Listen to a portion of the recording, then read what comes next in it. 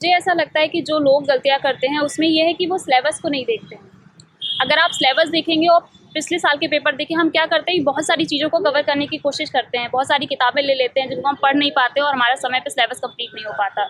इसकी वजह से मुझे ऐसा लगता है कि आपको सिर्फ कुछ सिलेक्टिव किताबें ही पढ़नी चाहिए।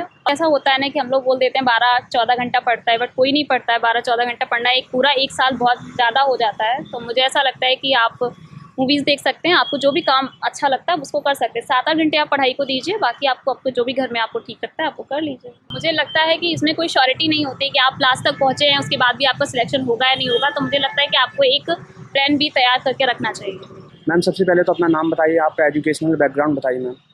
मेरा नाम इधर ही खोलना है। मेरा नाम गौरी राठौर है। मैंने अपना ग्रेजुएशन बीएससी में किया है, फिजिक्स केमिस्ट्री और मैथ्स सब्जेक्ट्स के साथ में, और मेरा ऑप्शनल जो था वो इस बार हिस्ट्री था। मैम आपका मीडियम कौन सा था? मेरा हिंदी मीडियम।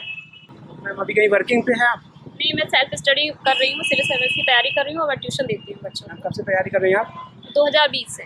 2020। तो मैम कहीं कोचिंग वगैरह ली थी? अच्छा, सेल्फ स्टडी आप बोली ना?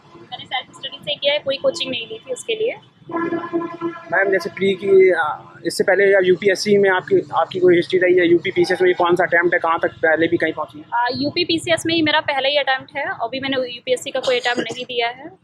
क्या लोग कमियां करते हैं, क्योंकि आप फर्स्ट अटैम्प्ट में इंटरव्यू तक आप आ रही हैं, लोग काफ़ी दिनों तक तैयारी करते रहते हैं, उनका प्री क्लियर नहीं हो पाता है, तो आपने कैसे वो कौन सी चीज़ें अपनाई जो लोगों को, मतलब क्या गलतियां लोग करते हैं उन पे थोड़ा? मुझे ऐसा लगता है कि जो लोग गलतियाँ करते हैं उसमें ये है कि वो सिलेबस को नहीं देखते हैं। अगर आप सिलेबस देखेंगे और पिछले साल के पेपर देखें, हम क्या करते हैं, बहुत सारी चीज़ों को कवर करने की कोशिश करते हैं, बहुत सारी किताबें ले लेते हैं जिनको हम पढ़ नहीं पाते और हमारा समय पे सिलेबस कंप्लीट नहीं हो पाता। इसकी वजह से मुझे ऐसा लगता है कि आपको सिर्फ कुछ सिलेक्टिव किताबें ही पढ़नी चाहिए और बाकी आपकी हेल्प करने के लिए इंटरनेट है, अगर आपको ज़रूरत है तो आप उसका यूज़ कर सकते हैं। तो बस यही मेरी स्ट्रेटजी थी, जितना है लिमिटेड पढ़िए और अच्छे से पढ़िए, उसको करंट से जोड़ने की कोशिश करिए, बस यही मुझे लगता है कि ज़्यादा बेनिफिशियल रहेगा आप सबके लिए। मैम प्री के लिए आपने क्या स्ट्रेटजी अपनाई थी, बुक लिस्ट क्या फॉलो की थी?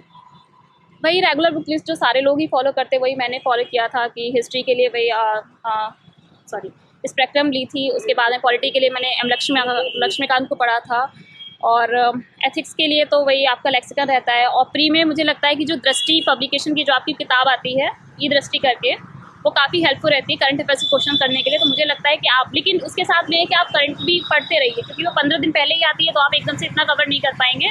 तो अगर आप उसको करते रहिए, फिर उसको आप एज उसमें यूज़ कर लीजिए, तो मुझे लगता है वो ज़्यादा अच्छा रहेगा करंट अफेयर के लिए।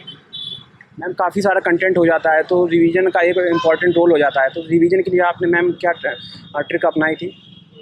मेरी ये ट्रिक थी कि पहले जब आप पहली बार रिवीजन करेंगे तो आपको बहुत सारा लगेगा कि इसमें बहुत सारी चीज़ें जो आपको रिवाइज करनी पड़ रही है। जैसे जैसे धीरे धीरे आपका रिवीजन कवर होता जाएगा तो आपको बहुत सारी चीज़ें अपने आप याद हो जाएंगी। तो फिर आपको उनको पॉइंट आउट कर लीजिए जिनको आप बार बार भूल रहे हैं, मुझे लगता है उनका आपको रिवीजन करना चाहिए, तो ज़्यादा ठीक रहता है। मैम करंट अफेयर काफ़ी डायनेमिक हो जाता है, उसको भी कवर करना एक बहुत ही मुश्किल का काम हो जाता है, तो उसके लिए मैम आपने स्ट्रेटजी क्या अपनाई थी? करंट अफेयर के लिए आप एक मंथली, मुझे नहीं लगता कि न्यूज़पेपर, अगर आपके पास बहुत ज़्यादा टाइम नहीं है तो आपको न्यूज़पेपर अगर पढ़ना है तो इसके लिए आप एक मंथली मैगजीन को फॉलो कर सकते हैं। मैंने विजन आईएएस की फॉलो की थी, और साथ में आप एक वेबसाइट को आप रेगुलर फॉलो कर लीजिए, वो ठीक रहती है। मैम जैसे कि लोगों का प्री निकल जाता है और प्री और मेंस के बीच काफ़ी कम समय बचता है, तो उसमें कैसे यूटिलाइजेशन करना चाहिए टाइम का, ताकि मेंस? मुझे ऐसा लगता है कि अगर आप शुरुआत अब तैयारी करना चाहते हैं तो आपको मेंस के पर्सपेक्टिव से अपनी तैयारी शुरू करनी चाहिए, क्योंकि अगर आप मेंस की तैयारी करेंगे तो आपकी लगभग 60% प्री की तैयारी हो जाती है, क्योंकि आपके आजकल जो करंट यूपी पीसीएस जो है यूपीएससी के जैसा ही होता चला जा रहा है, एकदम से फैक्चुअल क्वेश्चंस नहीं आ रहे हैं। तो मुझे लगता है कि आप मेंस की तैयारी अगर करेंगे साथ में तो आपकी 60% प्री की भी हो जाएगी। उसके बाद आप लास्ट के जो प्री से 1 महीने पहले आप टोटली प्री पे ही फोकस हो जाइए। सिर्फ आप मतलब टेस्ट सीरीज आप दे सकते हैं, बहुत सारे मतलब आप मॉक टेस्ट लगा सकते हैं, तो मुझे लगता है ये ठीक रहता है प्री के लिए। मैम सीसेट के लिए आपने क्या स्ट्रेटजी अपनाई थी? मेरा बैकग्राउंड जो है वो मैथ्स से रहा है, तो मुझे सीसेट में बहुत ज़्यादा दिक्कत नहीं होती है, तो मैंने इसके लिए कुछ खास स्ट्रेटजी नहीं अपनाई थी। लेकिन मुझे लगता है कि आप एक नॉर्मल तरीके के क्वेश्चन आपसे पूछे जाते हैं, रीजनिंग, गणित और हिंदी के, तो आप थोड़ी सी प्रैक्टिस उसकी कर लेंगे तो हो जाएगा। मैम मेंस में ऑप्शनल के लिए आपने बुक लिस्ट क्या फॉलो की थी, तथा उनको तैयार करने के लिए क्या स्ट्रेटजी अपनाई थी? मेरा ऑप्शनल जो था वो हिस्ट्री था, तो मैंने इसके लिए मॉडर्न इंडिया के लिए स्पेक्ट्रम पढ़ी थी, और साथ में मैंने मणिकांत सर के नोट्स भी पढ़े थे सबके, और एलपी शर्मा पढ़ी थी मेडवल इंडिया के लिए, और एंसेंट इंडिया के लिए मेरे पास उपेंद्र सिंह भी थी, और मैंने आर एस शर्मा से भी रेफरेंस लिया था, और बाकी मणिकांत सर के जो नोट्स थे वो भी मैंने पढ़े थे, तो इन सबको मिला के। काफ़ी लंबी मैम जर्नी हो जाती है, यूपीएससी की बात करें या यूपी पीसीएस की, तो मैम इसके लिए क्या आप कोई प्लान बी भी आप लेके चल रही हैं या लेके चलना चाहिए? हाँ, मुझे लगता है कि इसमें कोई श्योरिटी नहीं होती कि आप लास्ट तक पहुँचे हैं, उसके बाद भी आपका सिलेक्शन होगा या नहीं होगा, तो मुझे लगता है कि आपको एक प्लान बी तैयार करके रखना चाहिए।